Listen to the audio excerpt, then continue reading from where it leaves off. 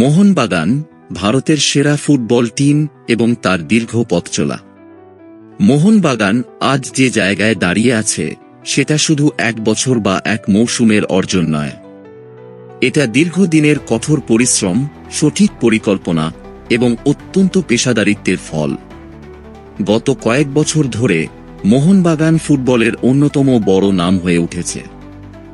দুইবার league shield জয় করার ইতিহাস তাদের সাফল্যের এক অনন্য প্রমাণ। তবে এই সাফল্য আসতে যে পরিশ্রম, বিশ্লেষণ এবং পরিকল্পনার প্রয়োজন হয়েছিল তা সবসময় সহজভাবে দেখা যায় না। এটি ঠিক যে আপনি একবার কোনো কাপ জিততে পারেন, কিন্তু লিগ শিল্ড জিততে হলে আপনাকে পুরো সিজন ধরে ধারাবাহিকভাবে পারফর্ম করতে হয়। একটি কাপ হয়তো আপনি কয়েক মাসের জন্য জয় করতে পারেন, তবে লিগ শিল্ডের জন্য আপনাকে পুরো বছর একটানা ভালো খেলার পারফরম্যান্স রাখতে হয়। মোহনবাগান দুটি কনসেকিউটিভ বছর এই চ্যালেঞ্জটিকে সফলভাবে জয় করেছে। এর মানে তারা শুধু ভালো খেলেছে এমন নয়, তারা ধারাবাহিকভাবে সেরা পারফরম্যান্স বজায় রেখেছে। যখন আপনি প্রতিপক্ষের সামনে প্রতি ম্যাচে সেরা খেলোয়াড়দের একত্রিত করেন, তখন এটি সত্যিই একটি চ্যালেঞ্জিং কাজ। কিন্তু মোহনবাগান এটাই করে দেখিয়েছে। এখন এখানে একটা বড় প্রশ্ন উঠে আসে, কতটা অর্থ মোহনবাগান খরচ করে? কিছু মানুষ বলছেন মোহনবাগান তার বিশাল বাজেটের মাধ্যমে সেরা দল তৈরি করেছে, কিন্তু যদি আপনি একটু গভীরে যান তবে আপনি বুঝতে পারবেন যে টাকা খরচ করলেই ভালো দল তৈরি হয় না। আপনি যদি শুধু টাকা খরচ করেন তবে আপনি দেখতে পাবেন যে কেন কেরালা ব্লাস্টার্স বা জামশেদপুর এমন ভালো পারফরম্যান্স দেখাতে পারেননি। মোহনবাগান কখনো এলোমেলোভাবে খেলোয়াড় কেনেনি। তাদের দল গঠনের পেছনে রয়েছে সঠিক কৌশল। তারা প্রথমে ম্যাচ বিশ্লেষণ করে এবং তারপর ঠিক পরিকল্পনা করে দল তৈরি করে। বাজেটের মধ্যে থেকে তাদের জন্য সেরা খেলোয়াড় চিহ্নিত করা তাদের দক্ষতারই প্রমাণ। তারা সেই খেলোয়াড়দের খুঁজে বের করে যারা কেবল দক্ষ, বরং পুরো দলের জন্য মানসিকভাবে উপযুক্ত। এখানে একটা গুরুত্বপূর্ণ দিক রয়েছে যা অনেক সময় ভুলে যাই। অর্থ শুধু খরচ করতে হবে না, সঠিকভাবে খরচ করতে হয়। রিলায়েন্স ইন্ডাস্ট্রির মতো কোম্পানির টাকার পরিমাণ অনেক বেশি, কিন্তু তাদের আসল উদ্দেশ্য হল ফুটবলকে উন্নত করা।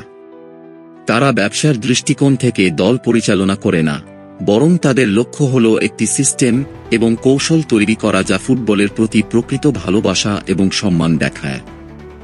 এদিকে সঞ্জীব গোয়েঙ্কা এবং তার টিম তার সমস্ত পরিকল্পনা তৈরি করে সঠিক সময়ে সঠিক খেলোয়াড়দের নিয়ে আসে। সঞ্জীব গোয়েঙ্কা ফুটবলকেই সবচেয়ে বড় গুরুত্ব দিয়ে থাকেন এবং তার টিমের প্রতিটি সদস্য ফুটবলকে ভালোবাসে এবং সম্মান করে। তাদের কাজের কৌশল সারা বিশ্বের ফুটবল ক্লাবগুলির মধ্যে অন্যতম সেরা। এখন কথা আসছে কোচিং টিমের অবদান সম্পর্কে। মোহনবাগান এই সাফল্য অর্জন করতে পেরেছে তার কোচ হোসে মলিনার নেতৃত্বে। তিনি নিজেকে কখনো সমালোচনার সামনে দাঁড়াতে দেননি, বরং তার পরিকল্পনা এবং নিজের দৃঢ় বিশ্বাসের ওপর তিনি আস্থাশীল ছিলেন। বহুবার যখন তার বিরুদ্ধে সমালোচনা হয়েছে, তখনও তিনি নিজের পথ অনুসরণ করে গেছেন। মলিনার কোচিং দক্ষতা শুধু কৌশলে সীমাবদ্ধ নয়, তিনি পুরো দলের মানসিকতাও গড়ে তুলেছেন। মোহনবাগানের অন্যতম বড় শক্তি হল তাদের দলগত কাজ। দুইজন খেলোয়াড় যখন একত্রে কাজ করে, তখন তারা জানে যে তারা একে অপরের উপর নির্ভরশীল। একজন খেলোয়াড়ের অনুপস্থিতি দলের ভারসাম্যকে বিঘ্নিত করতে পারে, কিন্তু এই বিষয়টি কখনোই মোহনবাগানে প্রভাব ফেলেনি। তাদের মধ্যে দলগত ঐক্য এবং পারস্পরিক সহযোগিতা একটি গুরুত্বপূর্ণ মূলমন্ত্র হয়ে দাঁড়িয়েছে। এখানে আমাদের সমর্থকদের অবদানও অত্যন্ত গুরুত্বপূর্ণ। যারা প্রথম দিন থেকে মোহনবাগানকে সমর্থন করে এসেছেন, তাদের ধন্যবাদ। তাদের ভালোবাসা এবং সমর্থন ছাড়া এই সাফল্য সম্ভব ছিল না। সমর্থকেরা দলের জীবনের অন্যতম অংশ। তারা শুধু দলের পারফরম্যান্সের জন্য সমর্থন দেয় না, তারা দলের মানসিক শক্তি বাড়ানোর জন্য কাজ করে। মোহনবাগান যে পরিকল্পনা নিয়ে কাজ করছে তা অত্যন্ত উচ্চাভিলাষী। তারা শুধু ভারতীয় ফুটবলে নয়, আন্তর্জাতিক পর্যায়েও নিজেদের অবস্থান শক্ত করতে চায়। কিন্তু এখানে একটি কথা মনে রাখতে হবে, এটি রাতারাতি সম্ভব নয়। এই উন্নতির জন্য সময় এবং ধৈর্যের প্রয়োজন।